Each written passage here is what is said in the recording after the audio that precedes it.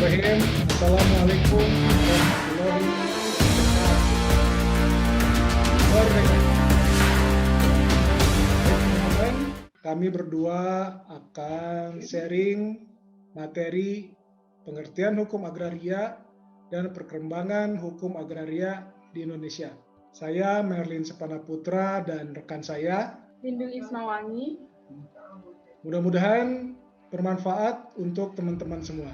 Nah, untuk poin yang pertama akan saya bahas, yakni mengenai pengertian agraria. Agraria, menurut bahasa-bahasa asing, seperti dari kata aker, itu dari bangsa Belanda. Itu artinya adalah ladang atau tanah pertanian.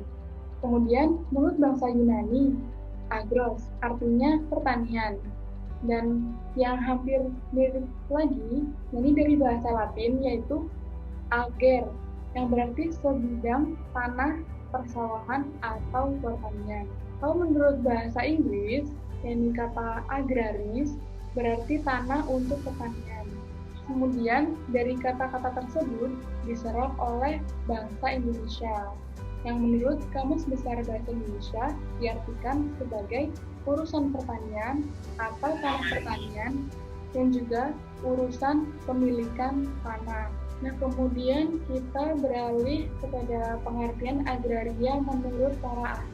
Kalau menurut Subekti dan R. Citro Surbidyo, agraria adalah urusan tanah dan segala apa yang ada di dalam dan di atasnya. Apa yang ada di dalamnya itu berupa batu, kerikil, tambang, dan sedangkan apa yang ada di atas tanah itu berupa tanaman dan bangunan. Kemudian next, pengertian hukum agraria. Menurut Sudikno Mertokusumo, hukum agraria adalah keseluruhan kaidah-kaidah hukum, baik yang tertulis maupun yang tidak tertulis, yang mengatur tentang agraria.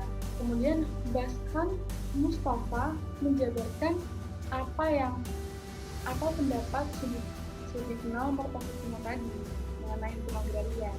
yakni hukum agraria itu terbagi menjadi hukum yang tertulis dan hukum yang tidak tertulis. Yang tertulis itu dari undang-undang dan peraturan-peraturan tertulis namanya yang dibuat oleh negara atau pemerintah negara.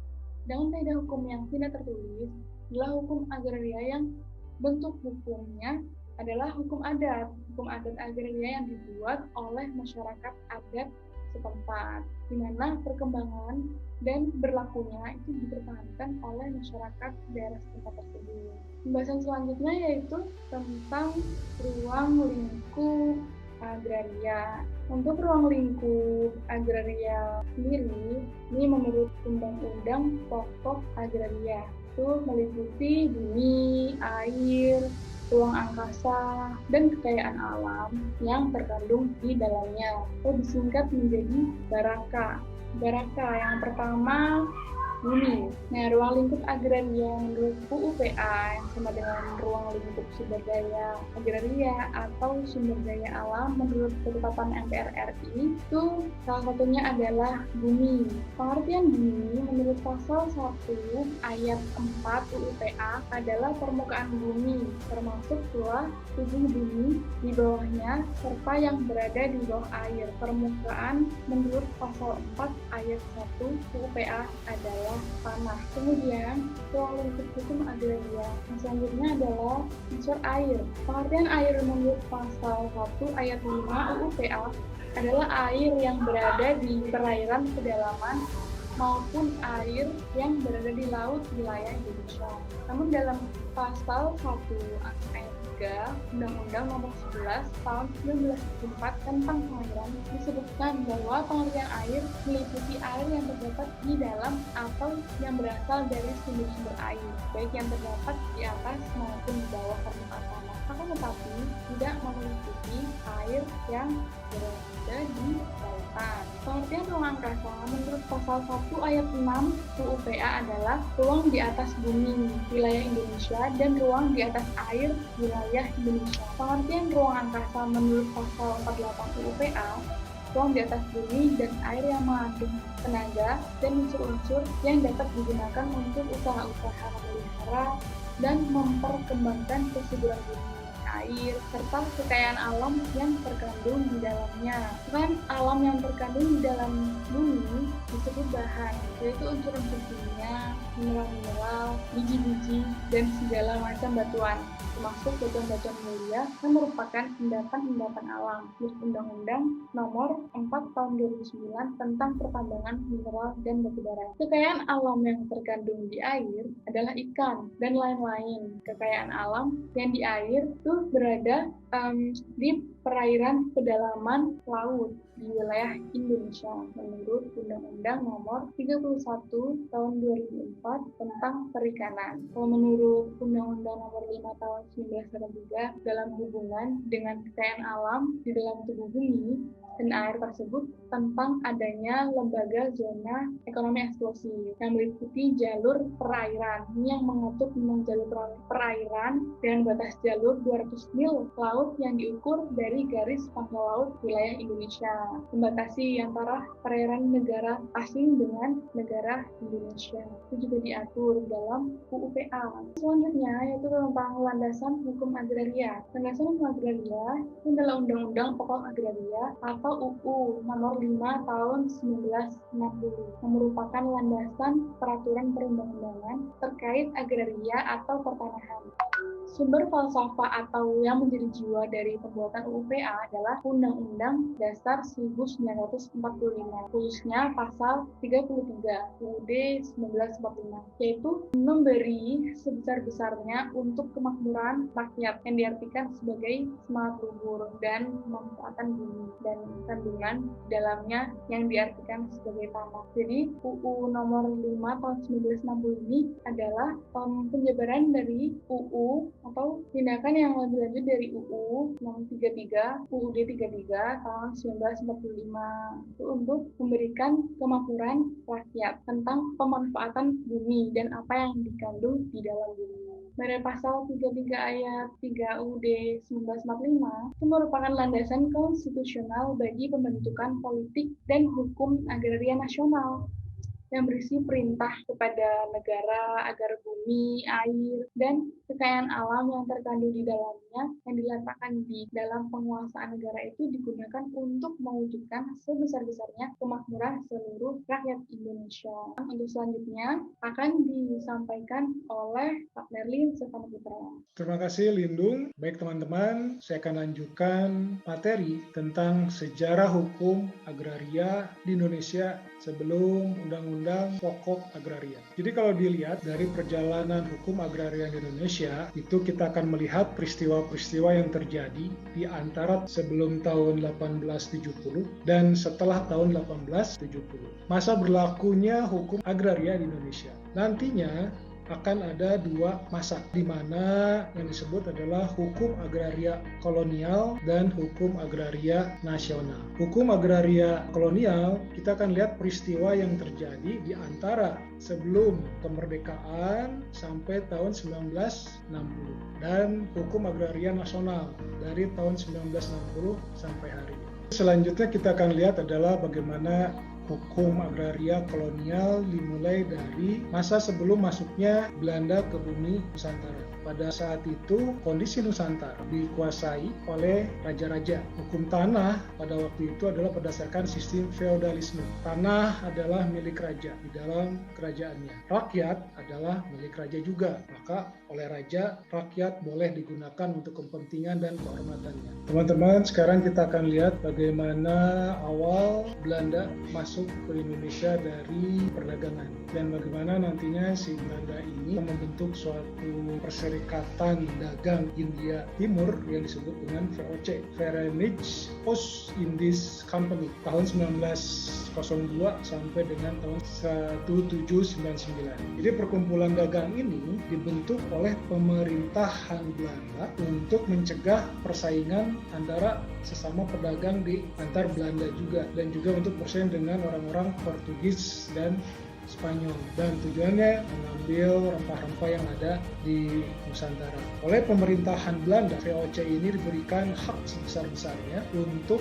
melakukan untuk bagaimana mengeruk hasil bumi di Nusantara ini. Nah, VOC ini bisa melakukan apapun atas nama pemerintahan Belanda. Politik pertanahan apa yang dilakukan oleh VOC ketika itu, ada istilahnya adalah Contingenten, yaitu berupa pajak hasil pertanian yang harus diserahkan kepada penguasa kolonial. Jadi si petani pribumi itu wajib menyerahkan sebagian hasilnya. Kemudian kebijakan yang lain adalah Vertici Leverantin, atau bentuk ketentuan yang diputuskan oleh company dengan para raja tentang kewajiban mereka menyerahkan seluruh hasil panen dengan pembayaran yang harganya juga ditetapkan sepihak oleh VOC.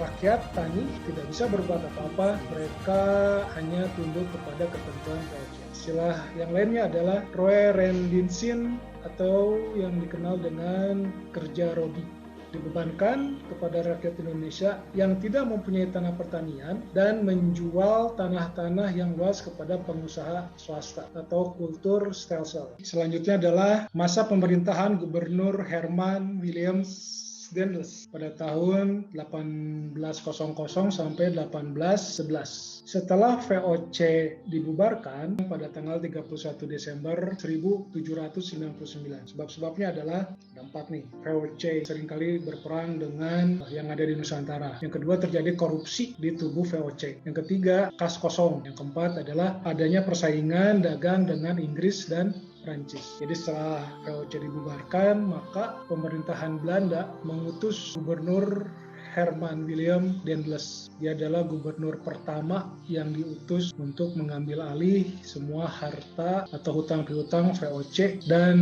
Nusantara menjadi disebut tanah jajahan atau negara jajahan yang disebut Nederland Indi atau Hindia Belanda. Nah, yang dilakukan oleh pemerintahan Daendels yang berkaitan dengan pertanahan itu adalah dia menjual tanah-tanah yang ada di Nusantara ini kepada pemilik modal besar seperti dari orang Cina, orang Arab, atau bangsa Belandanya sendiri. Tanah-tanah yang dijual ini disebut sebagai tanah partikulir.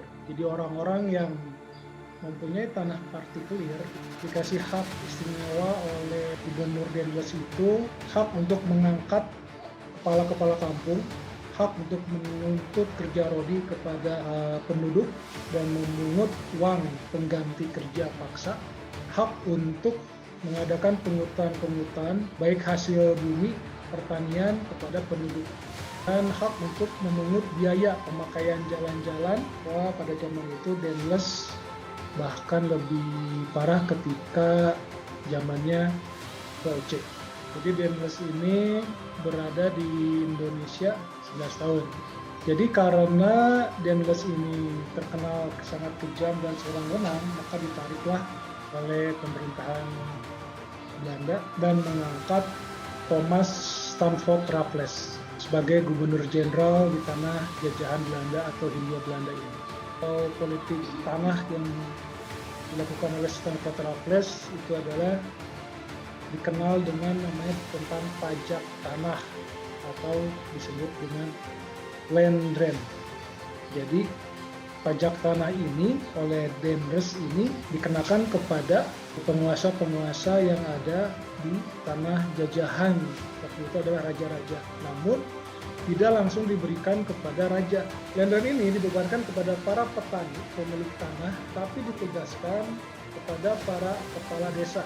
Para kepala desa diberi kekuasaan untuk menetapkan jumlah sewa yang wajib dibayar oleh setiap petani. Biaya sewa ditentukan oleh kepala desa.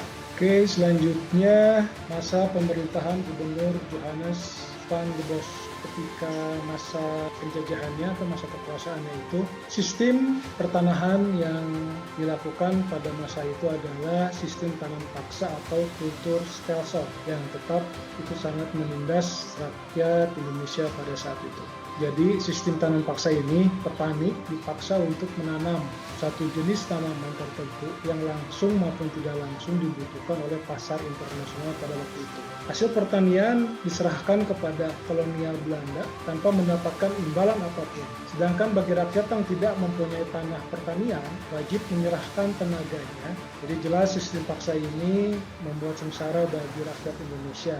Mereka berusaha dengan jalan bagaimanapun mengeksplorasi sumber kehidupan di bumi Indonesia dengan banyak mengorbankan kepentingan rakyat. Ini jadinya kaum partikelir ketika zaman Raffles tidak bisa untuk mendapatkan keuntungan lagi karena seluruhnya menjadi hak milik pemerintahan. Oke, selanjutnya masa berlakunya Agraris Wet tahun 1870 bahwa Agraris Wet ini lahir atas desakan para pemodal swasta yang sejalan dengan politik monopolinya bahwa pemerintah dalam bidang pertanahan di mana pihak pengusaha swasta terbatas kemungkinannya memperoleh tanah-tanah yang luas dan haknya. Jadi dengan lahir Agraris Wet ini, pengusaha swasta asing dalam rangka memperluas usaha-usahanya di bidang perkebunan itu memperoleh hak erfak berjangka waktu paling lama 75 tahun. Agraris Wet itu berhasil memberikan dasar bagi pemodal asing besar di bidang pertanian. Jadi ya tetap saja untuk bagi rakyat Indonesia itu justru menimbulkan kemiskinan, kesengsaraan, penderitaan yang kemudian kalau kita lihat kenapa Agraris Wet ini bisa terjadi. Jadi dalam perjalanan sejarah pemerintahan Hindia Belanda terjadi dua hukum tentang pertanahan ini. Yang pertama hukum agraria barat dan yang satu lagi adalah hukum agraria adat.